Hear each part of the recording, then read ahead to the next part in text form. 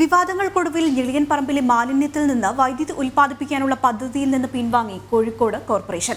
Malabar waste manage കമ്പനിയുമായുള്ള കരാർ റദ്ദാക്കും. പ്ലാന്റുമായി ബന്ധപ്പെട്ട് സോണ്ട കമ്പനിയുമായുള്ള കരാർ റദ്ദാക്കാനും തീരുമാനം. മാലിന്യത്തിൽ നിന്ന് വൈദ്യുതി ഉൽപ്പാദിപ്പിക്കുവാനുള്ള പദ്ധതിയുമായി ബന്ധപ്പെട്ട സ്പെഷ്യൽ പർപ്പസ് വെഹിക്കിളാണ് മലബാർ വേസ്റ്റ് മാനേജ്മെന്റ് ലിമിറ്റഡ്. പാരിസ്ഥിതിക പ്രശ്നങ്ങളും മാലിന്യ സംസ്കരണ മേഖലയിലെ അനിശ്ചിതാവസ്ഥയും കണക്കിലെടുത്താണ് പിൻവാങ്ങുന്നതെന്നാണ് കോർപ്പറേഷൻ പറയുന്നത്. ഞെളിയൻപറമ്പിലെ ടെക്നിക്കൽ കമ്മിറ്റിയാണ് 2 കരാറുകളും റദ്ദാക്കാൻ ശുപാർശ ചെയ്തത്.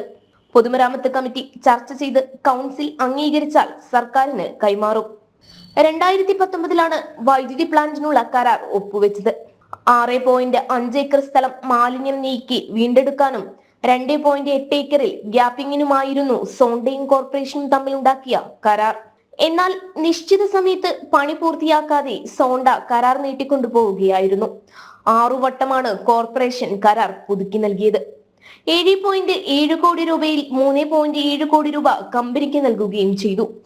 സമയബന്ധിതമായി പണി പൂർത്തിയാക്കാത്തതിന് കോർപ്പറേഷൻ പിഴയിട്ടിരുന്നുവെങ്കിലും സോണ്ട ഇതുവരെ തിരിച്ചു നൽകിയിരുന്നില്ല. ഞെളിയൻപറമ്പിൽ വാതക പ്ലാന്റിനുള്ള പദ്ധതിയും കോർപ്പറേഷൻ പരിഗണിക്കുന്നുണ്ട്. എന്നാൽ സോണ്ടയെ പൂർണ്ണമായും ഒഴിവാക്കിയാലേ ഇതിലേക്ക് കടക്കാനാകൂ. എന്നാൽ ഭരണസ്വാധീനമുള്ള കമ്പനിയെ ഒഴിവാക്കാൻ കോർപ്പറേഷൻ തയ്യാറാകുമോ എന്നതാണ് ഇനി കണ്ടറിയേണ്ടത്. ജനം, കോഴിക്കോട്.